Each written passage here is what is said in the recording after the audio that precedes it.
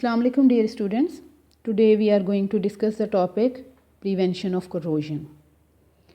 Students, ये जो topic है ये भी लॉन्ग क्वेश्चन में आया है कई दफ़ा और क्वेश्चन इस तरह से आता है कि write down 4 methods to prevent corrosion. तो इस तरीके से ये जो 4 मेथड्स हैं आपको याद करने हैं लॉन्ग क्वेश्चन में. तो इनको अब हम समझते हैं कि how can we prevent corrosion of any metal. आपको मालूम है कि कोरोजन एक ऐसा प्रोसेस है जिसमें कि कोई भी मेटल आहिस्ता आहिस्ता ख़त्म हो जाती है, ख़राब हो जाती है. तो मेटल से बनी हुई चीज़ों को कोरोजन से बचाने के लिए हमें कुछ ना कुछ मेथड्स इस्तेमाल करने पड़ते हैं. यहाँ पे हम उन्हीं मेथड्स के बारे में पढ़ेंगे. Number 1 is removal of stains. हम ये पहले पढ़ चुके हैं कि स्टेन्स जो हैं या किसी भी जगह पे अगर आयरन पर अगर कहीं पे कोई स्टेन लग जाता है, कोई केमिकल गिर जाता है, कोई दाग धब्बा लग जाता है, तो वो एरिया जो है वो सबसे पहले कोरोजन को स्टार्ट करता है, वो एनोडिक रीजन बन जाता है. तो इस वजह से स्टेन्स को जो है वो रिमूव करना ज़रूरी होगा अगर आपने कोरोजन से बचाना है उस मेटल को. तो सरफेस को अगर प्रॉपर्ली मेटल की सरफेस को या आयरन की सरफेस को प्रॉपर्ली अगर क्लीन कर दिया जाए, स्टेन्स को रिमूव कर दिया जाए, तो इस तरह से कोरोजन से बचाया जा सकता है उसको. Second method is paints and greasing. आप लोगों ने देखा होगा कि मेटल से बने हुए जो दरवाज़े या खिड़कियां हैं या कोई भी जो ऑब्जेक्ट्स होते हैं उनको मोस्टली जो है हम उनको ऊपर पेंट कर देते हैं. वो पेंट क्यों किया जाता है? वो पेंट इसीलिए किया जाता है ताकि जो आयरन है उसका सराउंडिंग मीडियम के साथ कांटेक्ट ख़त्म किया जा सके. जब सराउंडिंग मीडियम में मौजूद ऑक्सीजन और वाटर वेपर्स आयरन के साथ रिएक्ट नहीं कर सकेंगे, इंटरेक्ट नहीं कर सकेंगे, तो जाहिर सी बात है कि कोरोजन भी नहीं होगी. तो इसी वजह से जो है वो पेंट को इस्तेमाल किया जाता है to prevent corrosion of iron. अब जो मॉडर्न पेंट्स हैं उनमें ना सिर्फ ये कि मेटल को कोरोजन से बचाते हैं बल्कि उनमें ऐसे स्टेबलाइज़र्स भी यूज़ किए जाते हैं जो इसको वेदरिंग से भी बचाते हैं मेटल को और जो एटमॉस्फेरिक इफ़ेक्ट्स हैं उससे भी बचाते हैं और कोरोजन से भी बचाने में मदद देते हैं. इसी तरीके से ग्रीसिंग का प्रोसेस भी किया जाता है.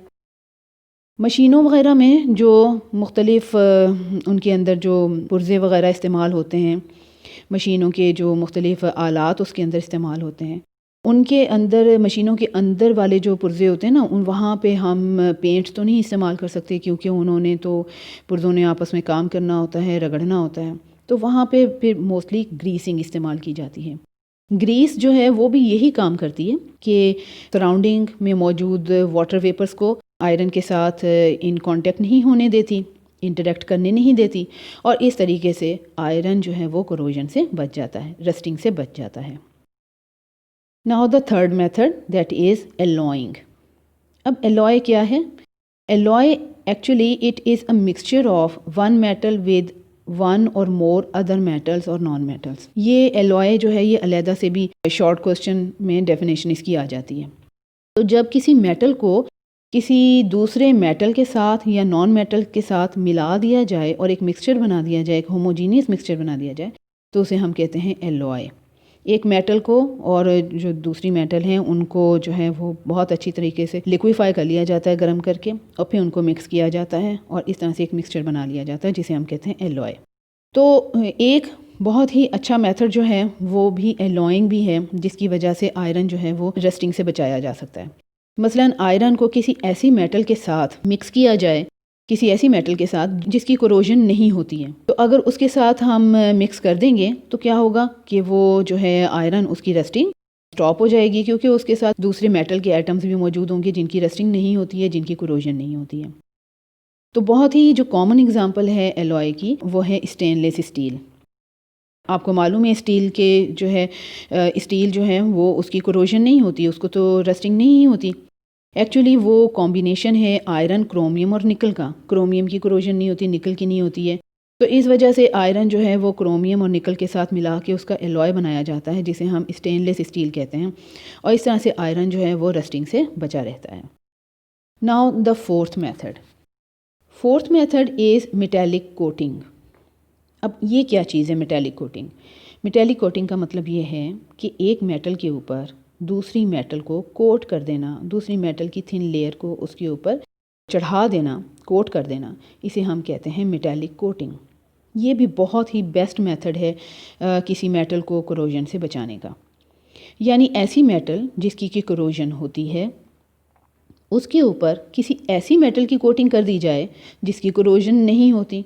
तो इस तरह से जो जैसे आयरन वगैरह को हम कोरोजन से बचा सकते हैं। अब कोरोजन रेजिस्टेंट मेटल्स जैसे कि जिंक है, टिन है या क्रोमियम है, उनको जब आयरन के ऊपर कोट कर दिया जाता है, आयरन की सरफेस के ऊपर उसकी थिन लेयर जो है वो कोट कर दी जाती है, तो इस प्रोसेस को हम कहते हैं मेटालिक कोटिंग। और आजकल ये टेक्निक बहुत ज़्यादा यूज़ की जा रही है। इवन मुख्तलिफ़ चीज़ों के लिए, डेकोरेशन के लिए भी यूज़ की जाती है और इसके अलावा फूड इंडस्ट्री वगैरह में भी इसको यूज़ किया जाता है। आप लोगों ने अक्सर सुना होगा टिन पैक्ड फूड। तो वो जो टिन पैक्ड आपको जो फूड मिलती है वो एक्चुअली पूरा का पूरा टिन का बना हुआ वो कंटेनर नहीं होता, बल्कि आयरन की शीट्स के ऊपर टिन की कोटिंग हुई हुई होती है। तो उन्हें हम टिन कहते हैं या टिन कंटेनर्स कहते हैं।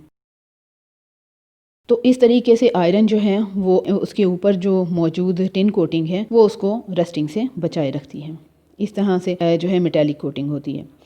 अब मेटालिक कोटिंग के दो मेथड्स हैं वैसे। एक फ़िज़िकली भी मेटालिक कोटिंग की जाती है और इसके अलावा केमिकल मेथड भी है जिसे हम इलेक्ट्रोलाइटिक मेथड कहते हैं। इन मेथड्स को हम नेक्स्ट टॉपिक में पढ़ेंगे। तो ये 4 मेथड्स हैं जिस तरीके से हम किसी मेटल को कोरोजन से बचा सकते हैं। तो ये 4 मेथड्स हैं: removal of stains, paints and greasing, alloying and metallic coating.